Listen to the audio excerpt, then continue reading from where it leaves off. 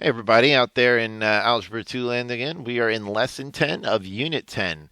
This is the last lesson. We're finishing off a three-part study of how to solve exponential and logarithmic equations. And this will be mainly a review, but we'll look at a few extensions here and there, maybe. So let's get right to it. Let's solve the following equations without a calculator. So most of the time you can't solve an exponential equation without a calculator, but if we can get the bases the same, and it does happen occasionally in some applications, we can solve it without a calculator, and it's a good technique to know. So let's review it. What I want to do is get these two bases to be the same. So this one on the left is a 3. That's the smallest I could make it. But the other side, the 9, I can write as 3 squared. Then, using the property that a power raised to a higher power you multiply, this just becomes 3 to the 2x. It's equal to 3 to the x plus 3. And you want to be careful. It's not becoming 2 to the x. It's just 2x. Then, because the bases are equal, the powers must be equal. And I can solve, and I get 3 equals x. Now, let's try this one over here. 2 to the third is a way to express 8. And you might think of that as 2 to the first. 16 is 2 to the fourth. So this gives me 2 to the 3x plus 3 times 2 to the first equals 2 to the 4x. Now I combine these on the left. I get 2 to the 3x plus 4 equals 2 to the 4x. Once I have it down, the same base and a power equals the same base to a different power. Those two powers must be equal, showing me that 4 is equal to x. And that's all there is to that. All right. Give it a try yourself, and then we'll go over your answers. Okay, on this one, you should have realized you can't express 125 very easily as a power of 25. So we'll take them both down to 5s, though. And then this is 5 cubed. So you end up with 5 to the 2x equals 5 to the 3x minus 9. Then, setting each of these equal to each other, I get 9 equals x.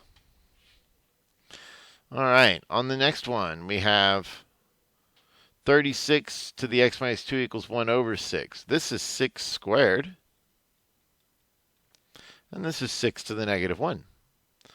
Power to a power, we multiply, so this is 2x minus 4. Then set the powers equal to each other. And I get 2x is equal to 3. So x equals 3 over 2. And that's it. All right, example 10.1. Use logarithms to solve the following equations. Round your answers to the thousandths place. 5 to the x minus 1 equals 8. Well, that's 5 to the x is equal to 9. Now, I could take a logarithm of both sides to get the x out of the exponent. We can't do what we just did. We can't rewrite 9 as some power of 5. So we need to use a logarithm, and we use logarithms to get exponents down. So I will take the log of both sides. And when I have an exponent in a logarithm, remember that our properties say come down here in front, making this x times the log of 5 is equal to the log of 9.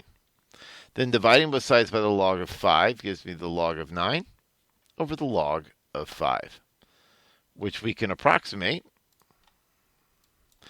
And I don't have an easily accessible log button on this calculator, so I'll just use natural log, which we discussed is absolutely fine for a change of base formula, as long as I use the same one on top and bottom. 1.365, and you can confirm that that's the same value you get using the common log base 10 log. All right, on this one, isolate the exponential, 0.86 to the 4x. After dividing by 2 gives me 4.05. Now I'll take the natural log of both sides.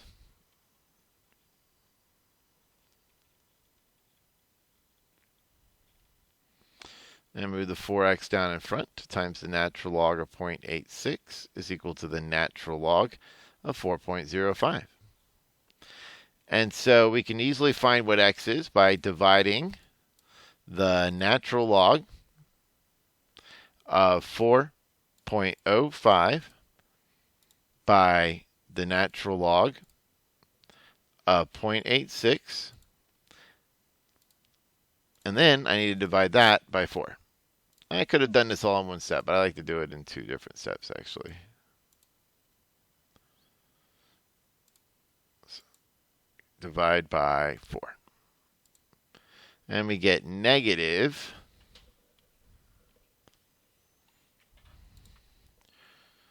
0.2318. Is it 0.23? No, 2.318. All right, and there we have it. All right, so I got a couple practice problems for you to do. Give those a shot. All right, so on this first one, you should have divided both sides by 2399, giving you 1.12 to the x minus 1 equals whatever we get when we do 4114 by 2399.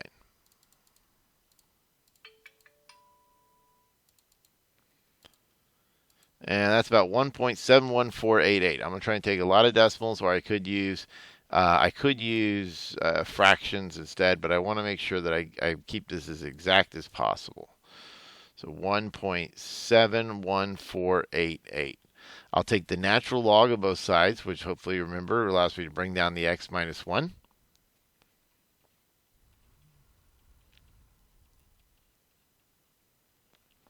And I'll divide both sides by the natural log of 1.12. So the natural log of 1.71488 divided by the natural log of 1.12. That's 4.759. Then I can add 1 to that, giving me 5.759. All right. Let's take a look at the next one. Divide both sides by 5. And 99 divided by 5 is, let's see, it was like 19.8? Yeah, 19.8. Take the natural log of both sides to get rid of the e. You get 0.2x equals the natural log of 19.8. And then divide by 0.2. So the natural, as a decimal, this is the natural log of 19.8. And I'll divide that by 0.2. 14.928. All right, let's take a look at some more examples. Remember these in quadratic form? We need to factor it. So let's factor these. E to the x and e to the x, and probably minus 8 minus 7, because 8 times 7 is 56. And that does give me 15, right? So then I have e to the x minus 8 equals 0, and e to the x minus 7 equals 0. So e to the x equals 8. And e to the x equals 7. So x is the natural log of 8 when I take the natural log of both sides, and x equals the natural log of 7. And I know the instructions say to get a decimal, but I'll let you do that on your own. I'll just leave it like that. All right, let's factor this. E to the x plus 4, e to the x minus 1 equals 0. So then this is e to the x plus 4 equals 0, and e to the x minus 1 equals 0. So e to the x equals negative 4, and e to the x equals 1. Well, e to the x can't equal a negative number, or you can't log a negative number. Either way, that doesn't work. And e to the 0 is equal to 1, so x equals 0 is our only answer. All right, time for you to try some more problems, so please give those two a try right there. All right, let's see what you get. Factoring this gives me e to the x and minus 4, and e to the x minus 1 equals 0. So e to the x minus 4 equals 0, and e to the x minus 1 equals 0. So e to the x equals 4, taking the natural log of both sides gives me the natural log of 4. Here I get e to the x equals 1, the natural log of 1 is 0. So the natural log of 4, whatever that is, and 0 are our two solutions. All right, how about this one? You should have had e to the x, and it looks like minus 10, and e to the x plus 7. So e to the x minus 10 equals 0 is going to give me solutions. But the other one will not, because I'll have e to the x equals negative 7. So x equals the natural log of 10 is our only answer. And I'll let you figure out what that is, a little more than 2-ish, I guess. All right, let's do these two problems. When you have a logarithm in an equation, we exponentiate both sides. So it's 5 to the log base 5 of 2x minus 1 equals 5 to the second. That cancels out, giving me 2x minus 1 equals 25. So 2x equals 26, and I get x equals 13. All right, let's try the next one. Oh, we need to make sure it doesn't give me a negative in the logarithm, and it doesn't, so we're good. That's the correct answer. Oh, but on this one, though, we need to use our combining by condensing this logarithm. Remember, we have addition on the outside. That's times on the inside. So multiplying x and x minus 3 gives me x squared minus 3x. Make sure you put parentheses around the argument. Then I can raise both sides, or excuse me, place both sides in an exponential. Exponentiating it, that is. I get x squared minus 3x. 2 squared is 4. And now we know we need to set this equal to 0. X minus 4 and x plus 1. So I get x equals 4 and negative 1. The negative 1, totally unacceptable, though, because it's got a negative in a logarithm. But the 4 is just fine. All right, time for you to do a couple, and then we'll check our work. All right, on this one, you should realize that this is log base 10, since it doesn't show the base. So exponentiating both sides gives me 2x equals 10 to the negative 3, which is actually 1 over 10 cubed. Then dividing both sides by 2 gives me 1 over 2,000, and that is quite fine. It does not give me a negative in the logarithm. All right, let's take a look at this next one. You need to use condensing again, but this time it becomes division because it's x minus. All right. There's a minus in between the logarithms, that is. Now I will exponentiate both sides, and that cancels out. I get x over x plus 2 equals 27. Multiplying both sides by x plus 2 gives me 27x plus 54. Subtracting 27x gives me negative 26x equals 54. So x equals a negative something. 54 over 26. Or 27 or 13. We can just leave it like that.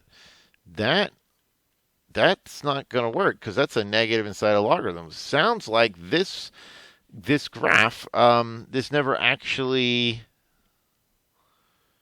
reaches 3. So this function does not have a solution. So another one that did not have a solution. So the empty set are no solution. All right, example 10.5. Let's solve these. Looks like we're going to have to use e because we got a natural log in here. I'll divide both sides by 5.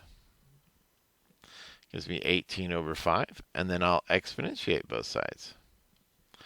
Then I get x minus 1 equals e to the 18/5. So x equals e to the 18/5 plus 1. And I can figure out what that is. E to the 18 over 5 plus 1. Show you what I typed in there. And 37.598 is the answer.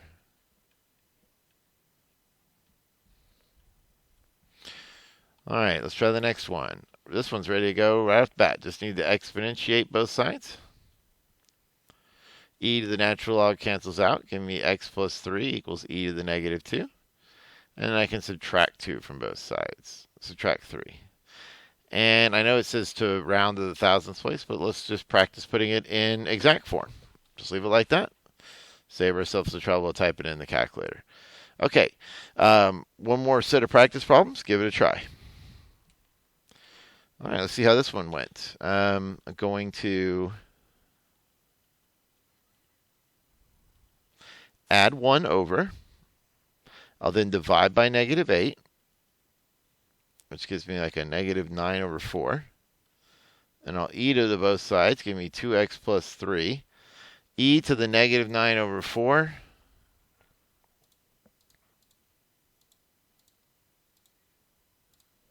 is 0.1053.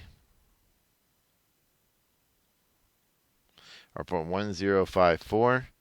And then I will subtract 3 from that and divide by 2.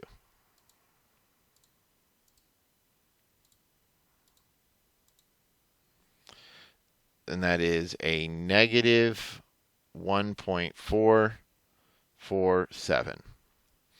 All right, let's try the next one. This is the natural log of x plus 15.32 over x. I'll exponentiate both sides. And I get x plus 15.32 over x equals e to the 2.91.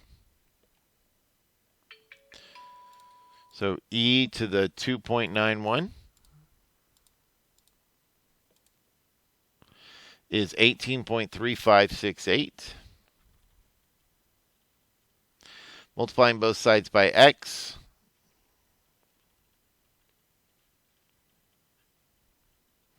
Sorry, my pen's getting a little sloppy here.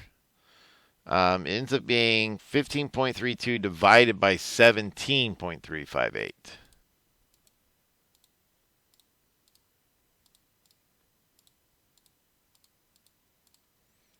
Which is 0.888. So x equals 0.8803, not 8. All right, closing this out. Just simple question. What do you use to solve exponential equations in general, and what do you use to solve logarithm equations? And the answer you should have is you use each other. Use a log to solve an exponential, and use an exponential to solve a log. That's the end of this unit, and I will see you in the next one.